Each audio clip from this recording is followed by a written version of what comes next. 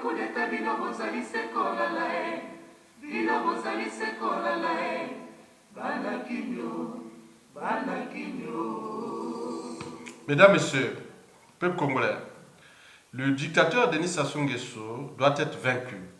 Sinon, le Congo, Brazzaville, mais aussi l'Afrique francophone et enfin la France sera plus que jamais déclassée, déshumanisée, décivilisée et surtout en mort clinique aux yeux du monde entier et d'autres blocs. Celui qui maintient Sassou Nguesso au pouvoir, c'est d'abord le clan. Donc ils se battent pour eux-mêmes parce qu'ils ont fait la lecture de la chute de tous les dictateurs africains. C'est pourquoi ils s'accaparent de tous les moyens de l'État congolais pour se maintenir coûte que coûte au pouvoir. Bien sûr accompagnés par la France, qui soi-disant maintient ses intérêts vitaux et stratégiques au Congo. Comme si le Congo n'a pas existé avant Sassou Nguesso et n'existera plus après Sassou Nguesso. Détrompez-vous. Le Congo a toujours existé avant Sassou Nguesso et existera d'ailleurs après Sassou Nguesso. Mais pourquoi laisser libre cours à ce monsieur qui ont été de tout détruit comme un rouleau compresseur en utilisant tous les moyens de l'État, même s'il a coupé les vivres à tout le peuple, donc ça s'accapare de tout le magou, le butin congolais, des ressources congolaises pour lui-même.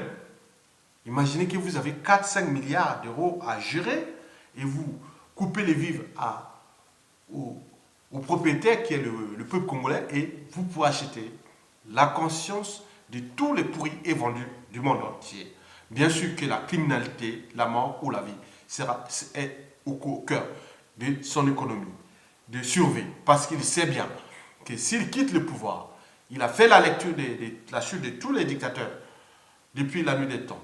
Et surtout en Afrique, surtout quand un dictateur est anti-social et criminogène comme il est. Donc il sait que sa chute peut être brutale.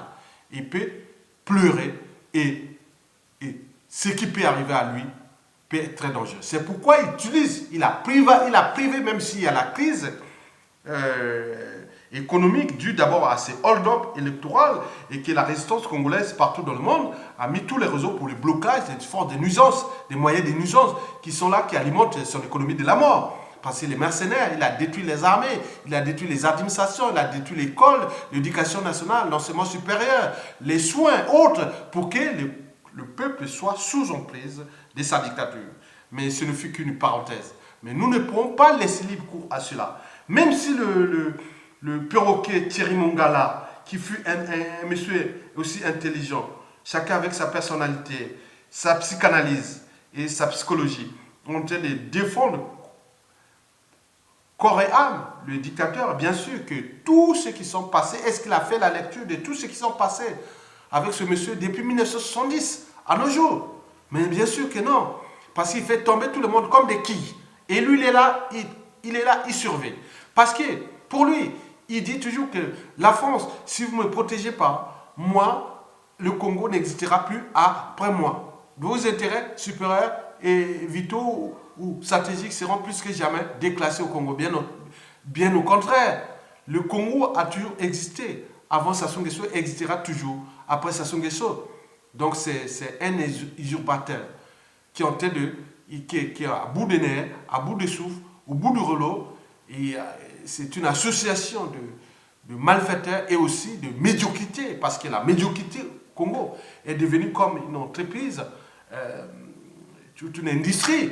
Donc comment déclasser d'abord le pays comme le Congo et puis aussi la France-Afrique, la francophonie, qui d'ailleurs est fichée aux yeux de tous les pays ex-colonisateurs de l'Afrique, surtout en venant tous d'Europe, que la France aujourd'hui alimente 90% entretient 90% des régimes dictatoriaux, antidémocratiques, anticonstitutionnels, antisociaux et surtout criminogènes. Mais pour combien de temps encore?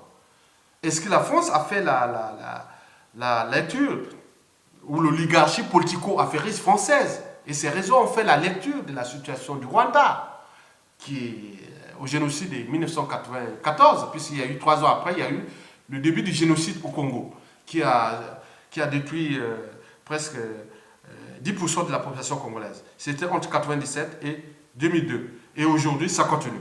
Bon, est-ce que la France va rester dans ce cadre-là? Bien entendu que le monde que nous vivons est un processus de notre pensée. Il ne peut être modifié sans repenser nos modes de pensée.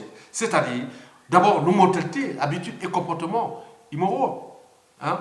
Voilà. Donc, nous devons repenser comme la vie à bicyclette. Pour garder l'équilibre, il faut avancer.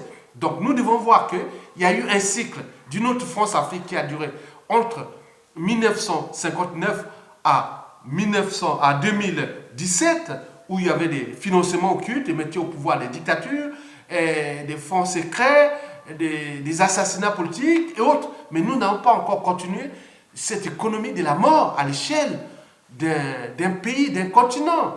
Mais pour combien de temps encore? Pourquoi vous maintenez votre rang en détruisant la vie des gens là-bas? Est-ce que nous pouvons, à l'échelle française, voir ça? Donc, nous, pour nous, Sassou Nguesso doit être vaincu. Et maintenant, la France ne doit pas aider et doit accompagner cette révolution pour que nous puissions ensemble construire un nouveau cycle de France-Afrique. Puisque nous sommes interdépendants à l'échelle française, par exemple, francophone, nous pouvons construire un autre cadre de respect des droits fondamentaux, des libertés fondamentales, ou surtout de la condition humaine. Voilà. Donc c'est toute une économie.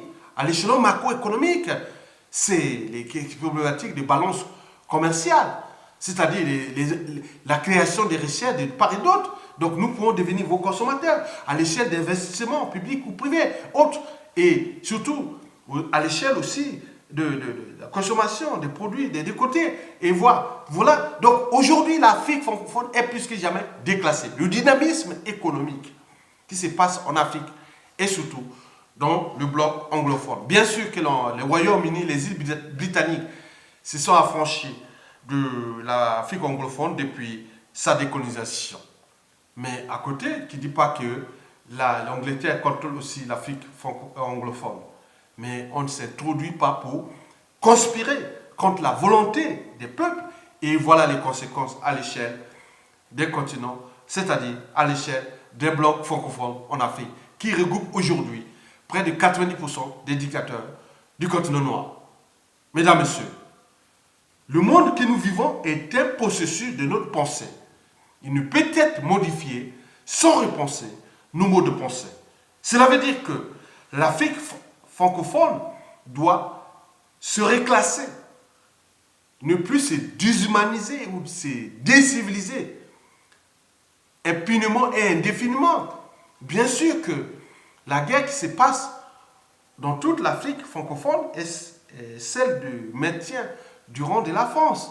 Bien sûr, on peut trouver un processus pour que la France fait le renouvellement de sa classe politique, mais aussi, surtout, qu'elle puisse mettre des solutions pour s'affranchir définitivement de l'Afrique francophone, pour que nous puissions ensemble mettre dans cet écosystème linguistique des solutions nouvelles qui sont liées aux questions, aux problématiques précitées, c'est-à-dire celles des droits fondamentaux, des droits humains, des droits de l'homme et des citoyens, de la liberté des peuples, des libertés fondamentales, et puisque nous puissions ensemble construire un dynamisme économique entre les deux écosystèmes. Mais pourquoi continuer à maintenir ces gens-là? Les hommes politiques français, les femmes politiques françaises font des rêves ici, au cœur de leur lit, et ils se renouvellent, ils font des campagnes électorales, mais là-bas, on empêche. Est-ce que le monde est que ça? Donc il y a un problème de conscience individuelle, aussi morale, bien sûr, qui sont peut-être des névrosés ou des cas de psychanalyse qu'on peut voir. Mais là, il se pose un problème. On est au cœur des problèmes de vie et de mort. Sassou Nguesso tue là-bas au nom de la France, bien entraîné, bien protégé, bien militarisé et bien protégé. Est-ce que nous allons continuer dans cette économie-là? Donc, d'où l'enjeu que nous, ensemble, avec la France, mettre hors d'état de nuire. Nous savons que nous sommes désormais mélangés, nous sommes interdépendants, nous avons beaucoup de familles congolaises et françaises, même France-Afrique, qui sont là. Nous devons repenser un nouveau écosystème. D'abord humain, puis écologique, mais surtout de marché. Oui, en termes de coopération sur le plan éducationnel, de la recherche, développement, de l'économie, la pure économie brute, c'est-à-dire échange des produits fabriqués en France, que nous pourrons être des consommateurs là-bas. Mais dans quelles conditions? Ce n'est pas que les produits de consommation courante, mais il peut rentrer dans le cadre d'investissement, la construction des villes, des infrastructures et autres. On peut le repenser ensemble. Mais pourquoi vous n'êtes pas capable de le faire à l'échelle française? L'Allemagne s'est affranchie de l'Afrique depuis la fin de la Première Guerre mondiale. Et pourtant, elle ne dépend plus de l'Afrique, mais elle est présente en Afrique par l'économie, par les produits, l'innovation. Oui, la recherche et développement des produits efficaces qui font plaisir aussi à l'Afrique et les gens consomment. Même si dans ces écosystèmes, les produits aliments ne peuvent pas rentrer parce qu'il y a toujours ces dictateurs qui sont là, qui empêchent. Il faut la priorité aux produits français. Mais bien sûr, mais nous pouvons voir ces équilibres et avancer et créer d'autres formes d'intelligence économique entre les écosystèmes. Mais avant d'en arriver là, d'abord, les problèmes des vies et des morts. Vous avez des enfants, petits-enfants et autres qui vont voter au présidentiel de 2017 et que derrière là-bas, leurs parents, leurs grands-parents, leurs tantes, autres, ils sont massacrés là-bas au nom de la France. Mais il y a un problème. Voilà. Donc, il faut repenser ça et pouvoir avancer ensemble. Mesdames, Messieurs, je vous remercie.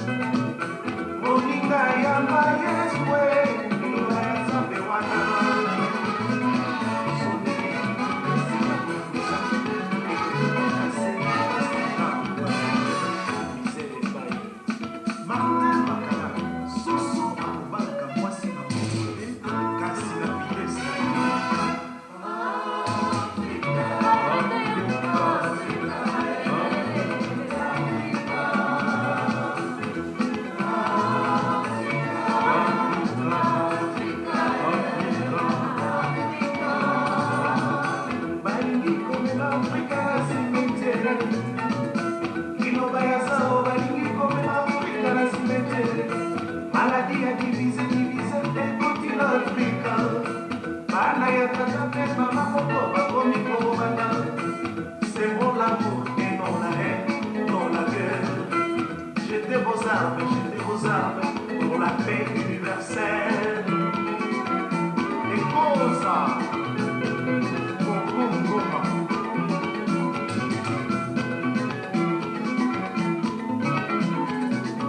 Sylvain et Goma, la carte mathématique, ma opération des éliminés. Opération ya liboso, addition. Oyo ya mibale, soustraction. Oyo ya misato, multiplication. Opération oyo ya suka, oyo ebebisi mokili, division. Tokomi komona bato ya mokili, bakomi kolinga na bango nini ye?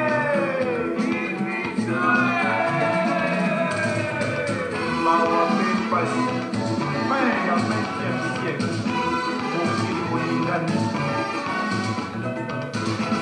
Sokoki kokolela maya kitoko na kati ya zando, ekoki kokona bijo ya kitoko na kati ya magazini, nasi ekokoka kokona motema ya mwasi bokobanda na ete, ekokoka kokona motema mobali bokobanda na ete, miso ekokoka kokona motema kamarano yo molinga te.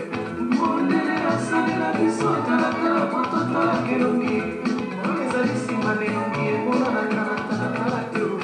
Eleni na yo tango mosusu se fami na yo moko, moto akoboma yo tango mosusu se mwasi na yo moko, mbanda bakozula yo tango mosusu se peti moko ya bokos, susi mpe emomaka soki baprobleme eleki moto, na bomba nzoto ani Alice Pedro, oyo affaire komplike José Maka, oyo affaire komplike Bamosie, oyo affaire komplike